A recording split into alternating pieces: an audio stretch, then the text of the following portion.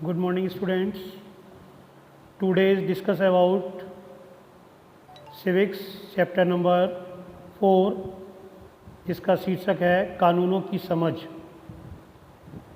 हम लोग पहले इससे पूर्व चैप्टर नंबर 3 में हमें संसद क्यों चाहिए के बारे में अध्ययन कर चुके हैं, जिसमें आपको बताया गया था कि संसद का जो प्रमुख कार्य होता है वो कानूनों का निर्माण करना होता है, क्योंकि वो कार्यपालिका का कार्य करती है और जिसमें कानूनों का निर्माण करना।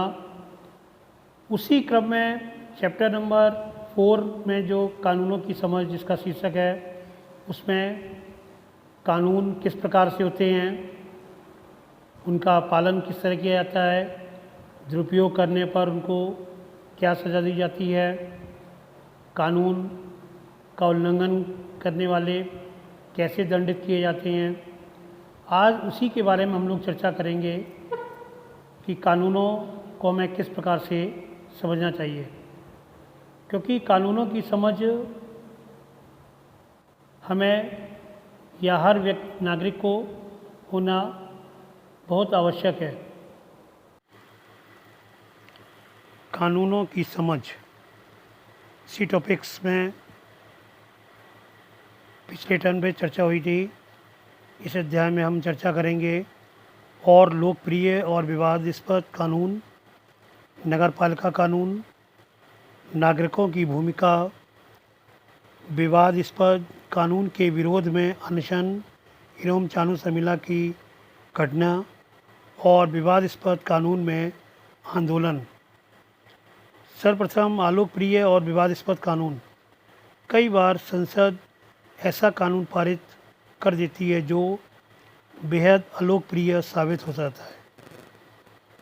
ऐसा कानून संवैधानिक रूप से वैध होने के कारण कानूनन सही हो सकता है, फिर भी यह लोगों को रास नहीं आता, क्योंकि उन्हें लगता है कि उसके पीछे नीयत सही नहीं थी। इस प्रकार के अलोकप्रिय और विवादास्पद कानून आ जाने से वो हमेशा चर्चा का विषय बनी रहती है, क्योंकि जो कानून लोगों के हितों के खिलाफ होता है वो कानूनों की आलोचना की जाती है और उसके लिए लोग जनसेवाएं कर सकते हैं, अखबारों में लिख सकते हैं, टीवी चैनलों व रिपोर्ट के माध्यम से सूचनाएं प्रेषित कर सकते हैं। लोकतंत्र में आम नागरिक संसद द्वारा बनाए जाने वाले दमनकारी कानून के बारे में अपनी असहमति व्यक्त कर सकते हैं, क्योंकि लोकतंत्र, हमारा देश लोकतंत्रात्मक है, इसलिए लोकतंत्र के मायने सभी के लिए एक समान कानून, ऐसा कानून लाया जाए जो सभी के हित में हो और सभी के हित के लिए कार्य करे।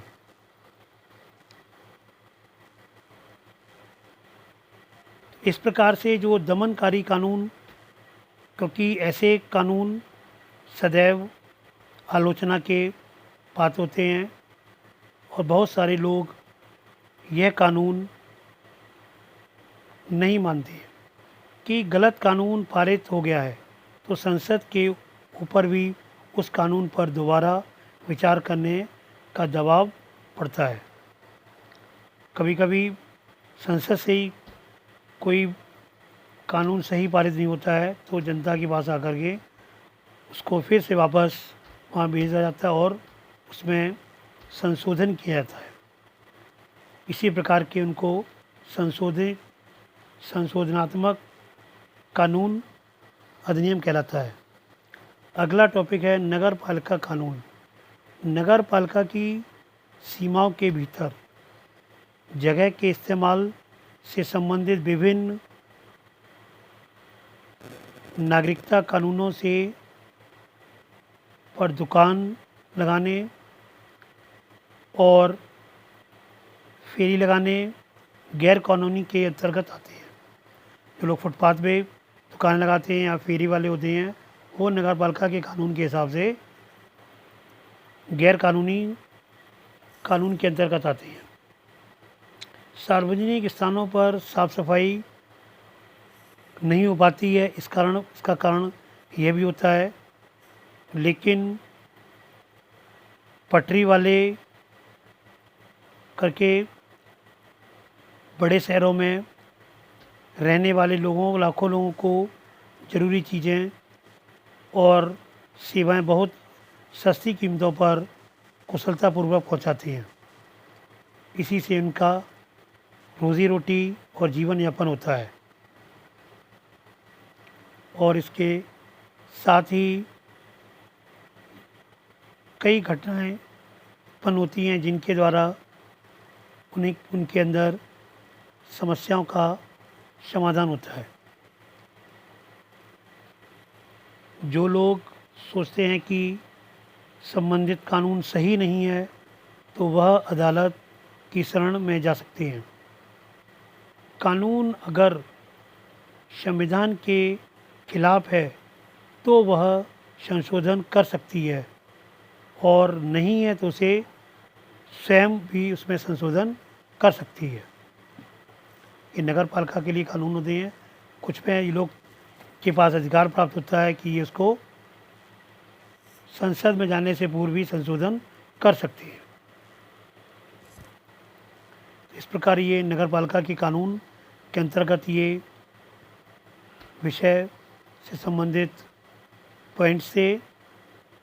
और इसके बाद कानून यदि संविधान के अनुसार सही है तो वो संवैधानिक कानून के अंतर्गत आता है।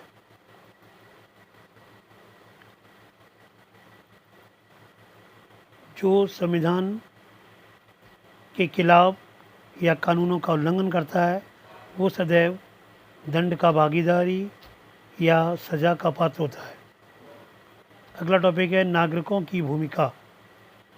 नागरिकों की भूमिका जो है वो प्रतिनिधि के चुनाव के साथ, जो जनता के द्वारा प्रतिनिधि चुन करके जाते हैं संसद में, उनके साथ वो खत्म नहीं होती है। ऐसा नहीं होता कि बन गए और उनका काम ख़त्म हो गया। उसके बाद जनता क्योंकि अपने प्रतिनिधि को इसीलिए चुनती है कि उनकी परेशानियां या उनसे संबंधित आने वाले विवादास्पद कानूनों का निराकरण संसद के द्वारा किया जा सके। अखबार एवं संचार माध्यमों के जरिए हमारे सांसद क्या कर रहे हैं इस पर नज़र रख सकते हैं, क्योंकि आए दिन इन्हें सूचना आती रहती है संचार के माध्यम से, टेलीविज़न के माध्यम से या अखबार के माध्यम से। अगर वे सही काम नहीं कर रहे हैं तो हम आलोचना कर सकते हैं। लोगों की जिम्मेदारी जितनी ज़्यादा होगी, जितने ज़्यादा उत्साह दिखाएंगे, उतना ही संसद को अपना काम सही ढंग से करने में मदद मिलेगी। क्योंकि संसद तभी सही कार्य कर सकता है जब जनता के द्वारा उसमें हस्तक्षेप करके उसमें सुधारात्मक रवैये को अपनाने के लिए अपने प्रश्नों को उठाया जाए और संसद में उनका समाधान किया जाए। इसी प्रकार जो नागरिकों की भूमिका होती है वो बहुत महत्वपूर्ण भूमिका होती है कानून के क्षेत्र में और संसद के प्रति, क्योंकि नागरिकों के द्वारा ही सरकार बनाने के लिए जो प्रतिनिधि चुने जाते हैं वह भी नागरिकों के द्वारा ही चुने जाते हैं। तो प्रत्येक नागरिक उनसे अपेक्षा रखता है कि वह ऐसे कार्यों को करे जो विवाद पद से दूर रहें, जिन पर किसी प्रकार की कोई आलोचना ना की जा सके और न ही उनको अमान्य किया जाए। यदि कानूनों का उल्लंघन कोई करता है तो उसके लिए वह दंड का पात्र भी होता है और उसे न्याय के अनुसार सज़ा देनी चाहिए। यहाँ पर विवादास्पद कानून के विरोध में अनशन, क्योंकि विवादास्पद जब कानून होता है तो बहुत लोग, जब विवादित का मतलब होता है इसमें सभी कई त्रुटियाँ निकालें, बहुत सारी आलोचना होती हैं, तो निश्चित ही वो कानून विवादास्पद कहलाता है। उसके विरोध में यहाँ पर इरोम चानू शर्मिला जिन्होंने अनशन किया, काफ़ी लंबे समय तक अनशन पर रहने के कारण वह स्वास्थ्य खराब हो जाने के कारण बीमार भी पड़ गईं। हीरोम चानू शर्मिला जन्म इनका 14 मार्च 1972 में हुआ था।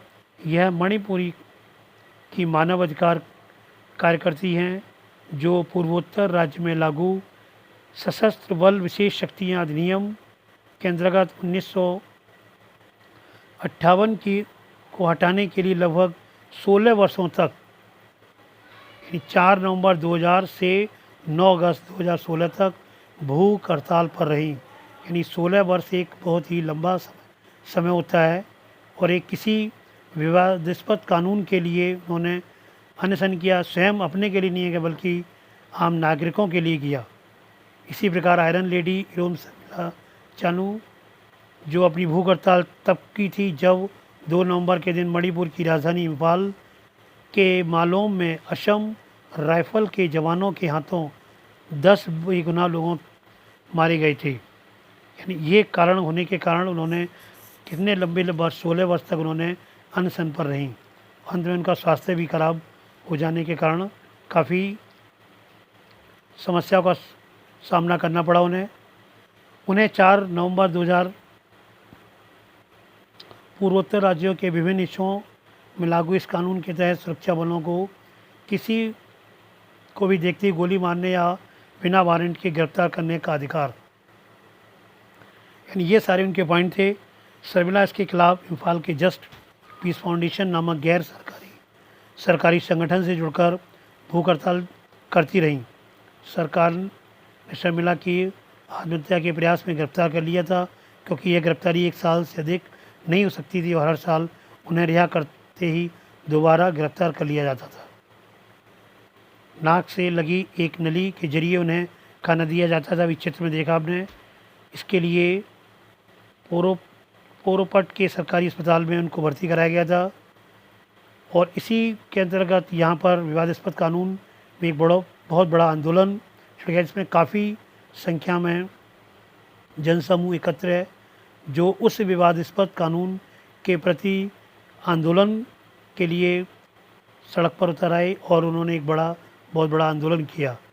क्योंकि कोई भी कानून पारित होने से पहले या होने के बाद जो नियम बनाए जाते हैं वो ऐसे नियम बनाए जाएं जो किसी नागरिक के लिए अहितकर ना हो।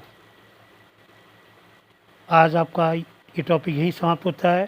Thanks, have a good day.